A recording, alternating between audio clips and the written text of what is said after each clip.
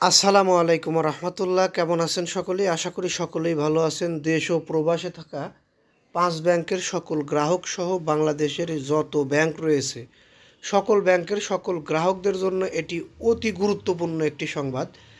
অর্থ উপদেষ্টা গভর্নর পদত্যাগ না করলে মঙ্গলবার বাংলাদেশ ব্যাংক ঘেরাও করা হবে ঘোষণা চলে এসেছে।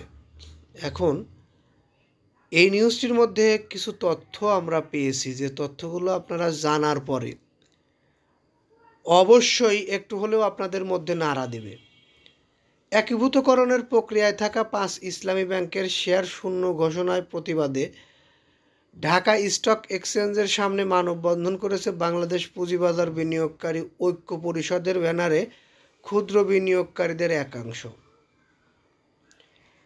মানববন্ধন থেকে আগামী শনিবার রাত 12টার মধ্যে অর্থ উপদেষ্টা, বাংলাদেশ ব্যাংকের গভর্নর ও বিএসইসি চেয়ারম্যানের পদত্যাগ দাবি করা হয়েছে। তারা এই সময়ের মধ্যে যদি পদত্যাগ না করে মঙ্গলবার 11 নভেম্বর দুপুর 2টায় ওই 5 ব্যাংকের বিনিয়োগকারী ও আমানতকারীদের নিয়ে বাংলাদেশ ব্যাংক ঘেরাও কর্মসূচি ঘোষণা করা হয়েছে।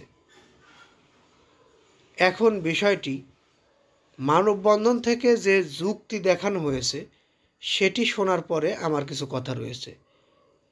অন্তর্বর্তী সরকারের প্রধান উপদেষ্টা ডক্টর মোহাম্মদ ইউনূসকে মারদার প্রক্রিয়া দ্রুত সময়ের মধ্যে বন্ধ করার দাবি জানানো হয়। যে প্রক্রিয়ায় ব্যাংকগুলো মারদার করা হচ্ছে তা সম্পূর্ণ ভুল প্রক্রিয়া বলে জানানো হয়। যদি মারদার করতেই হয় তাহলে আগামী ফেব্রুয়ারি পরবর্তী নির্বাচিত সরকার এসে সিদ্ধান্ত নিক। 2 দিনের এই সরকার শেয়ার হোল্ডারদের ধ্বংস করে ব্যাংকগুলোকে মারদার করার সিদ্ধান্ত নিলে পুঁজিবাজার আর কখনো বিনিয়োগকারীদের আস্থার জায়গাতে ফিরতে পারবে না। তখন অনেক প্রণোদনা দিয়েও বাজারে কোনো উন্নতি করা যাবে না। বিষয়টা হচ্ছে, এই মারদার প্রক্রিয়া যদি চলমান থাকে তাহলে আপনারা কিছুদিনের মধ্যে আপনারা যারা আমানতকারী রয়েছেন তাদের আমানতের একাংশ টাকা ফেরত পাবেন। একাংশ টাকা ফেরত পাবেন বলতে সর্বোচ্চ 2 লক্ষ টাকা মূল্যের টাকা ফেরত পাবেন। যাদের 2 লক্ষ টাকার কম রয়েছে তারা সব মূল্য টাকা উঠাতে পারবেন, কিন্তু যাদের 2 লক্ষ টাকার বেশি রয়েছে তারা সর্বোচ্চ 2 লক্ষ টাকা করে পেতেন যদি এই মারদার প্রক্রিয়া চলমান থেকে সুন্দরভাবে সুষ্ঠুভাবে মারদারের কাজ সম্পূর্ণ হতো। হয়তো আগামী সপ্তাহ বা এর মধ্যে হয়তো টাকা পেতে পারত। কিন্তু এখানে যে বিষয়টি উল্লেখ রইল সেটি হচ্ছে, মারদার প্রক্রিয়া করলে যারা বিনিয়োগকারী রয়েছে তাদের কি হবে? বিনিয়োগকারীরা ধ্বংস হয়ে যাবে।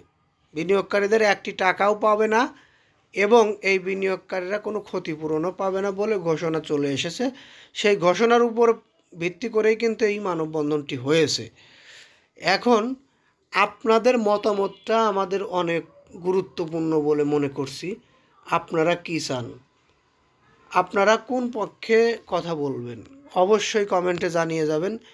আর আমাদের নিউজটি ভালো লাগলে একটি লাইক দেবেন। পরবর্তীতে আমাদের থেকে এরকম ধরনের নিউজ পেতে অবশ্যই চ্যানেলটি সাবস্ক্রাইব করে বেল বাটন অন করে রাখবেন। এই আশাও প্রত্যাশা রেখে এখান থেকে বিদায় নিচ্ছি। আসসালামু আলাইকুম।